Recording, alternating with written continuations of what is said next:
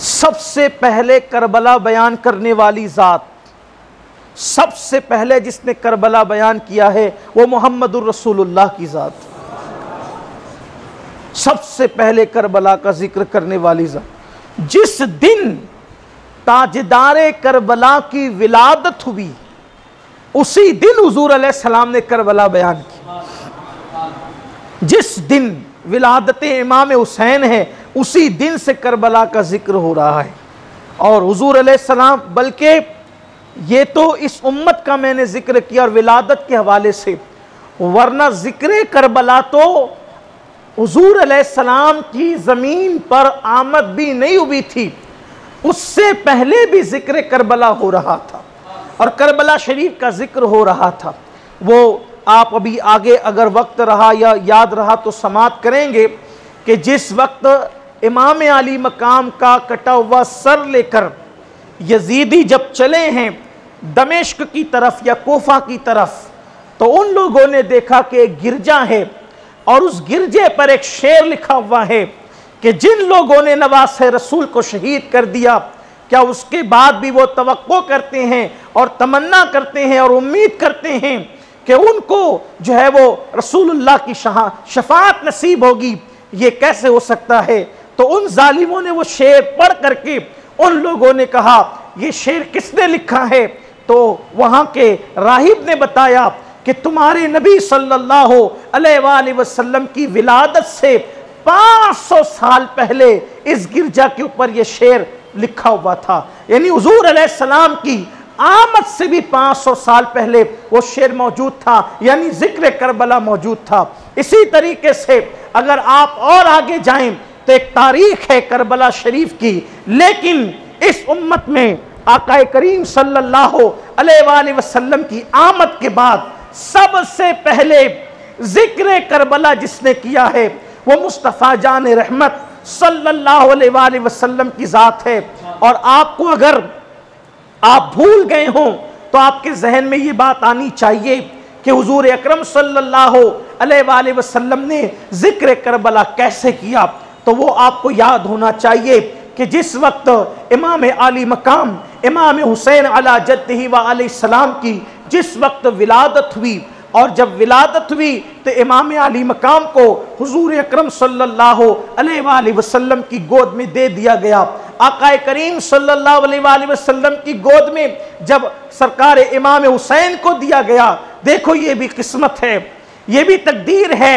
हुसैन का बाबा पैदा हुआ तो नबी की गोद में आए, हुसैन की अम्मी पैदा हुई तो भी नबी की गोद में आए, हुसैन के बड़े भैया पैदा हुए तो भी नबी की गोद में आए, हुसैन की बहन सैयदा ज़ैनब पैदा हुई तो भी नबी की गोद में आए।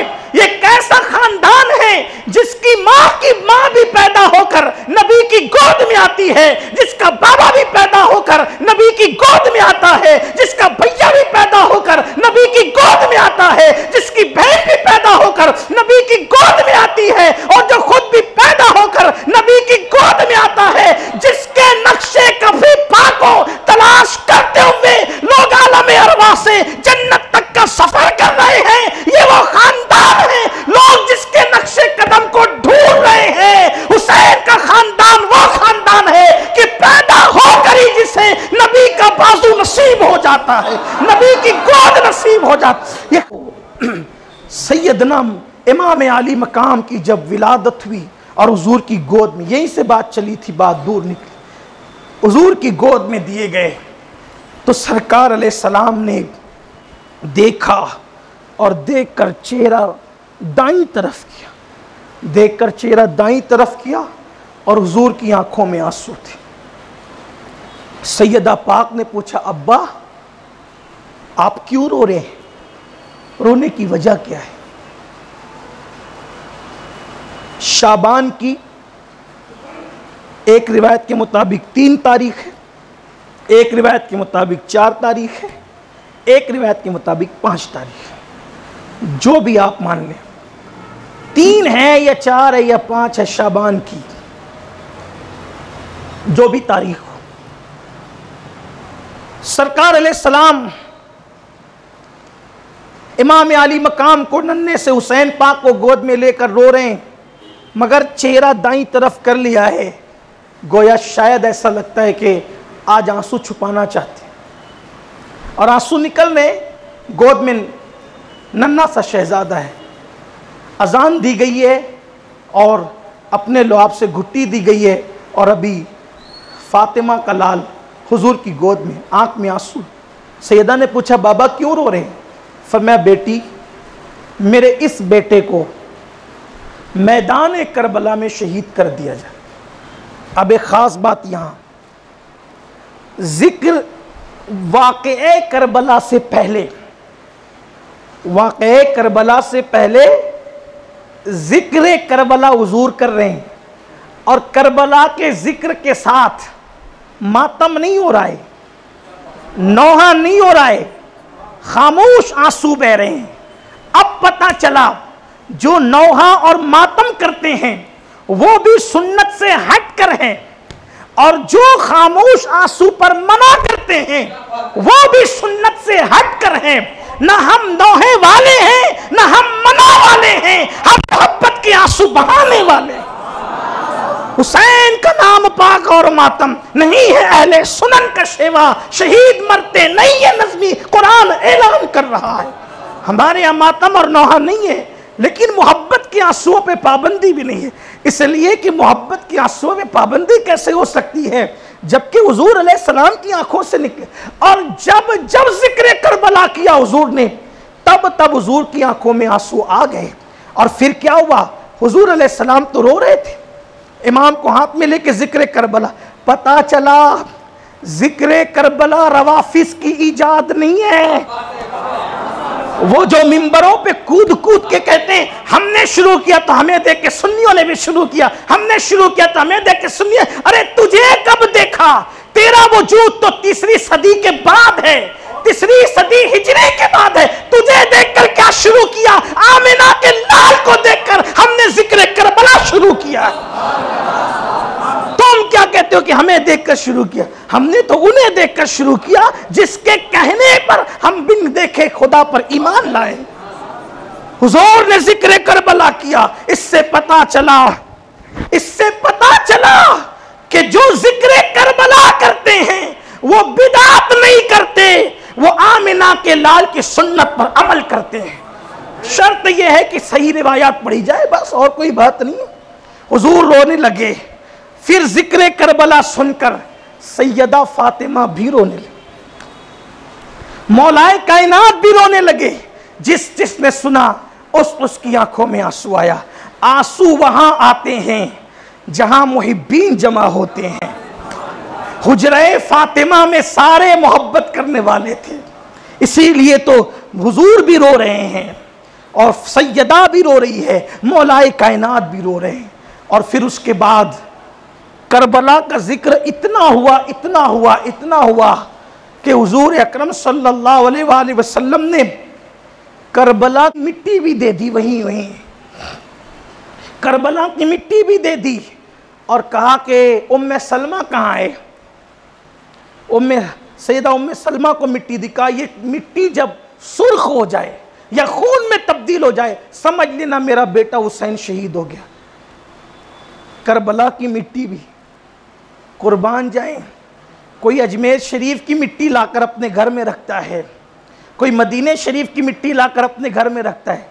हज़रत उम्मे सलमा के घर में करबला की मिट्टी थी और मुस्तफ़ा जान रहमत ने दी थी कि जब ये सुर्ख हो जाए, ये लाल हो जाए तो समझ लेना कि मेरा बेटा हुसैन शहीद हो गया। और हुजूर मदीने मुनव्वरा में ही है और मदीने मुनव्वरा में अल्लाह के रसूल अलैहिस्सलाम जो है करबला की मिट्टी वहीं बैठे बैठे जो है वो दे रहे हैं हज़रत उम्मे सलमा के हाथ में। अब यहाँ कुछ लोगों की बदबख्ती भी थोड़ा सा जहर मारने लगती है। आयशा को क्यों नहीं दिया? तो फिर बीच में कुछ शैतानत लाते हैं, इसलिए कि आयशा के दिल में अहले बैत की मोहब्बत नहीं थी। बदबख्तो वो भी तो अहले बैत ही में हैं। ये कौन सी बात हुई? सैयदा आयशा सिद्दीक़ा ने जितनी रिवायतें फजीलत सैयदा फातिमा पर बयान की है उतनी रिवायतें किसी औरत ने बयान नहीं की।